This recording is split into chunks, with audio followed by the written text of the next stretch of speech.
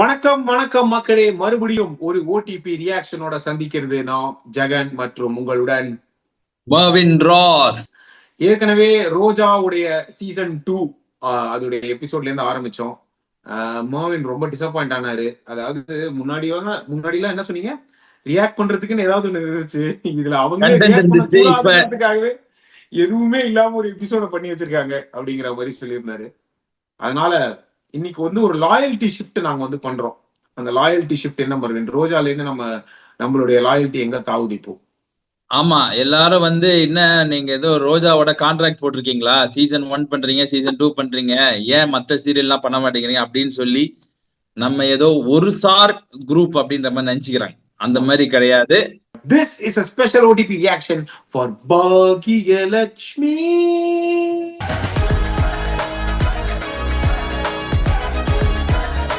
பிறந்த நாளைக்கு அர்ச்சனை பண்ணிட்டு வாடின்னு சொன்னா உன் பேரை தவிர எல்லார் பேரையும் சொல்ற. அம்மா, வீட்ல எல்லாரும் நல்லா இருந்தாங்கன்னா நானும் நல்லா இருப்பேன்ல.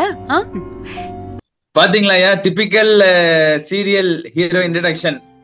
அதாவது தனக்குன்னு எதுவுமே இல்லாம ஒரே ஒரு இட்லி இருந்தா கூட அந்த ஒரு இட்லியும் 12 மணிக்கு வர புருஷனுக்காக எடுத்து வச்சு குடும்பத்தை பாத்துக்கிற ஒரு நல்ல ஹீரோயின் கேரக்டர். காலையிலே எங்க போன நீ?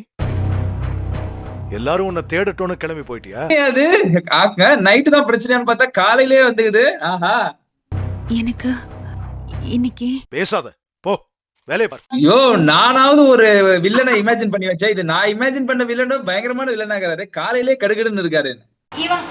இவர்தான் என்னோட ஹஸ்பண்ட். பாக்கியலட்சுமி அக்கா, நான் வந்துட்டேன். செல்வி வந்துட்டியா? வா வா வா. யோ, இவங்க யாரு தெரிஞ்சா? யாரு? நல்ல யோசிங்கயா. நீங்க சொன்ன ஷாக் ஆயிடுங்க. கீதா, பிரேமா, சுஷ்மா எல்லாரும் அவங்கதான் போய் பாருங்க திருப்பி. ஆமா, கீதா பாஸ்போர்ட்டா வெரிஃபிகேஷனா அந்த மாதிரி. What a multiverse of madness. LCU என்னயா, பிசியூயா, பாக்கியலட்சுமி சினிமாட்டிக் யூனிவர்ஸ்யா, Baakiyalakshmi meets Roja, Roja cinematic universe. What a wow. Yes, அவங்கதான் இப்ப பாத்தீங்களா, அவங்கதான் இப்ப டெவலப் ஆயிருக்காங்க. இப்ப அவங்க பாக்கியலட்சுமி கேரக்டர் பண்ணிட்டு இருக்காங்க ரோஜால. அந்த கேரட் சீவி கூட. சரிக்கா.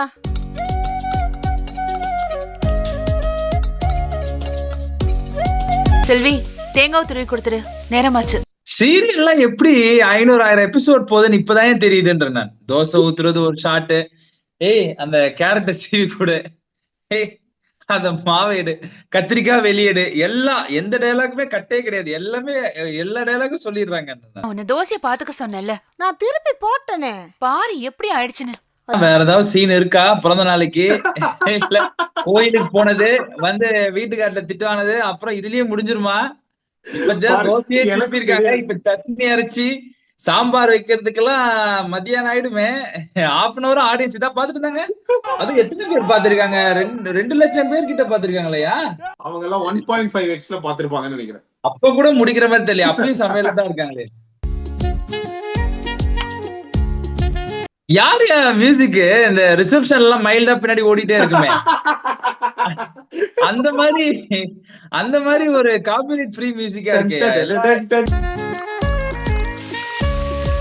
யோ, எப்படியா இந்த சீனுக்கு இப்படி மியூசிக் போட்டாரு? எனக்கு புரியவே இல்லையா. இது அவர் போட்டு வச்சதே இவங்க வாங்கிட்டாங்கன்னு நினைக்கிறேன். கண்டிப்பா யோசிச்சு பாருங்களேன். இதை பார்த்தா எப்படியா போட்டிருக்காரு? ஓ, தோசை வேற கருகுது.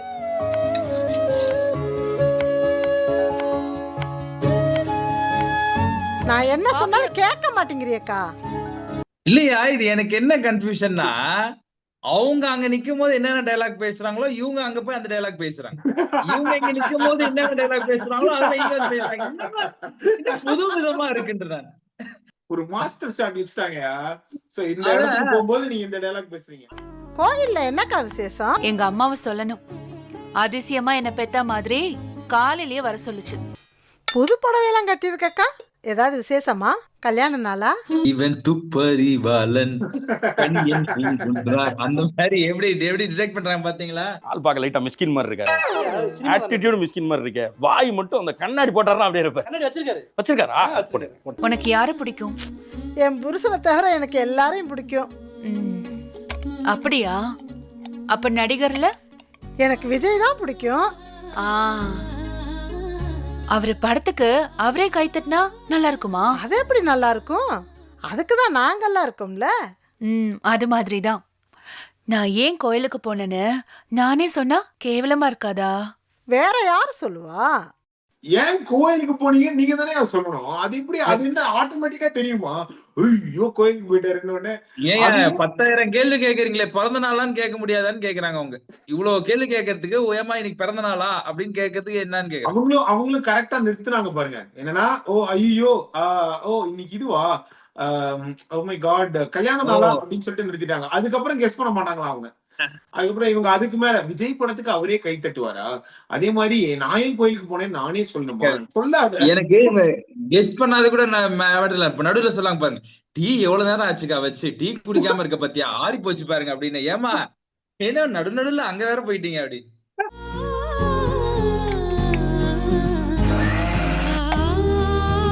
அடடா, காஷ்மீர்ல போட வேண்டியதெல்லாம் இங்க போட்டிருக்காரு. யாரு அவரு? இங்க வருமா மியூசிக் டைரக்டர் பேரு தெரியல. ஏதோ அவரை ரீச் ஆச்சுன்னா உண்மையிலேயே அவர் சந்தோஷப்படுவார். அவர் மியூசிக்க கண்டுபிடிச்சு பாராட்டுறவங்க நம்ம மட்டும்தான் இருக்கணும். கோரஸ்க்கு எல்லாம் போயிட்டாரியா அப்படின்னு போயிட்டாரு. என்ன மனுஷன் எஃபர்ட் போட்டுருக்காரியா. ஆனா இவங்க கிச்சனை தாண்ட மாட்டேங்கிறாங்களே. மக்களே நான் ஒத்துக்கிறேன், இப்ப தெரியுது ஏன் நீங்க பாக்கியலட்சுமி அடிச்சுக்கிட்டீங்கன்னு. ஆடா பாகியலட்சுமி ஓஎஸ்டி வந்து ஸ்பாட்டிஃபைல ரிலீஸ் ஆகுமா அப்படிங்கறதுக்காக காத்துக்கிட்டு இருக்கோம். எனக்கு தெரிஞ்சு இப்போதைக்கு அதுதான் அடுத்தது. அக்கா எனக்கு டைம் ஆயிடுச்சு, சின்ன வேலை இருக்கு, நான் போயிட்டு வந்துடுறேன். ஏங்க வந்ததுல எதுவுமே பண்ணலையா? போதும். டைரக்டர் இது படிச்சிருப்பாரு, செஃப்பா இருந்திருப்பாருன்னு நினைக்கிறேன். ஆட்கள் மேல ஷாட் வைக்கிறதோட தோசை ஊத்துறது, சாம்பார் ஊத்துறது, தக்காளி நறுக்கிறது, வெங்காயம் நறுக்கிறது, இட்லி வைக்கிறது ஒரு ஷாட், இட்லிக்கு மேல சாம்பார் ஊத்துறது ஒரு ஷாட். தோசையை கொஞ்சம் தின்னாதான் பண்ணேம்மா. நல்ல டோர்மேட் மாதிரி இருக்கு. ஆமா பாரு எப்படி இருக்குன்னு பாரு.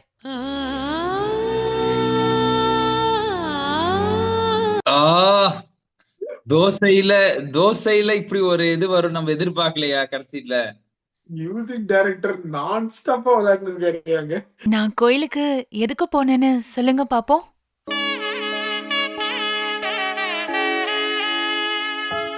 அதாவது இந்த ஃபேமிலி பார்த்தா ஏதோ மதிக்காத மாதிரி இல்ல, காது கேட்காத மாதிரி இருக்கு.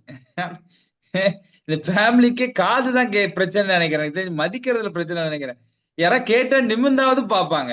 நான் கோயிலுக்கு எதுக்கு போறேன்னு பாக்கலாம், தோசை நல்லா இல்ல ஆனாலும் நான் சாப்பிடுவேன், அந்த மாதிரி சாப்பிடுவேன்.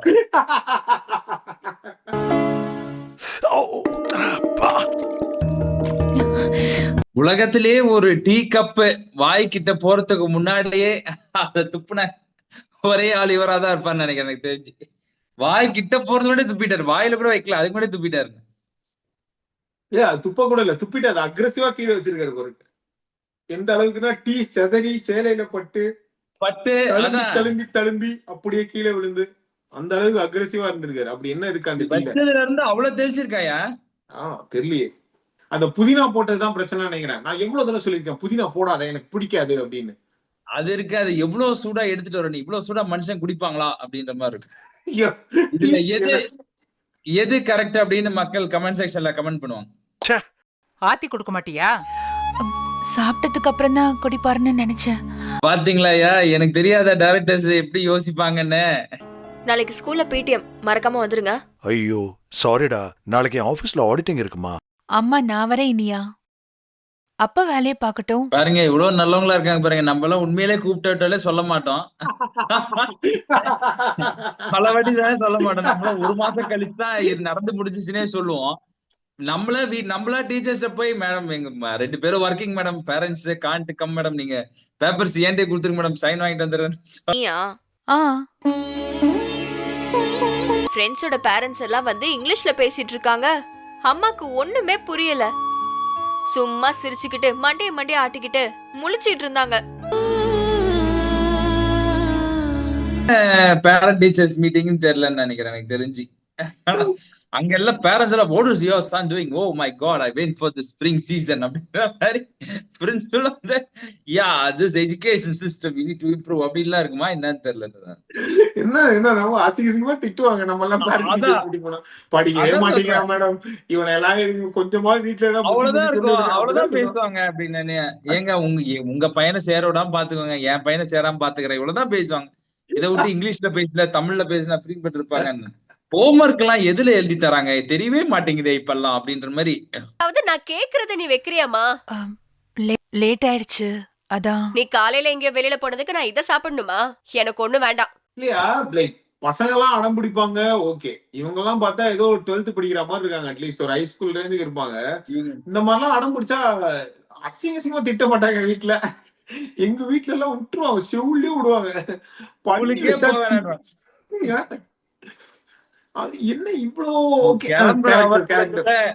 கிளம்புற அவசரத்துல செஞ்சு கொடுக்கறதே பெரிய விஷயம். இதுல சாம்பார் சாதத்துக்கு கிழங்கு ஏன் வைக்கல, தயிர் சாதத்துக்கு அப்பெல்லாம் ஏன் வைக்கலன்னா அவன் சப்புன்னு வைப்பா. அம்மா என்ன அம்மாவா? ஆமாயா 3 பசங்கயா. ஓ நீங்க ஆமாயா ரத்த ஆரே ஓடிக்கிட்டு இருக்கு. இவ்வளவு நேரமா உள்ள நீ என்னமா பண்ணிட்டு இருந்த? நீங்க யாராவது நார்த் இந்தியன் பையனுக்கு தமிழ் டப்பிங் வாய்ஸ் கொடுத்துட்டான்னு நினைச்சுக்காதீங்க, அவர் பையன் தான் அது. ஒரு ஹிந்திக்காரடா, எனக்கே இந்த காமெடி காண்டாவுதுடா. தமிழ்நாட்டுல எவ்வளவு பாவண்டா அவனுங்க. டீ வேணுமா? டீ மட்டும் தான் தருவியா? சாப்பாடெல்லாம் எதுவும் இல்லையா? உனக்கு என்ன வேணும், இட்லியா தோசையா? மறுபடியும் சீன் முதல்ல இருந்து ஆரம்பிக்கிறியா? மறுபடியும் லூப், டைம் லூப். தக்காளி சட்னி குடுமா, சாப்பிடும் போல இருக்கு. தக்காளி கட் பண்றது, வெங்காயம் கட் பண்றது, வதக்கிறது, அதை ஃபேன்ல கொஞ்ச நேரம் காய வைக்கிறது, எல்லாமே வரப்போகுது பாரு. உனக்கு இப்ப மூட் அப்செட்டா இருக்கு. நான் உன்னை ஈவினிங் வந்து பாக்குறேன், சரியா? வரமா, பாய். போடா. இப்படி ஒரு சோகமான எண்டிங் நான் எதிர்பார்க்கவே இல்லையா. இந்த மாதிரி ஒரு எண்டிங். ஹாப்பி பர்த்டேவும் சொல்லல, அந்த நாளுக்கு ஒரு பர்பஸும் இல்ல. கடைசியில எதுக்கு இவங்க கோயிலுக்கு போனாங்கன்றது யாருக்கும் தெரியல, இவங்களுக்கு போனதுக்கும் சந்தோஷம் இல்ல, அப்படியே முடிச்சிட்டாங்க. இந்த மாதிரி ஒரு ஃபேமிலியில இருந்து மீண்டு வருவாங்களா பாக்கியலட்சுமி அப்படின்னு கீழே கமெண்ட் பண்ணுங்க.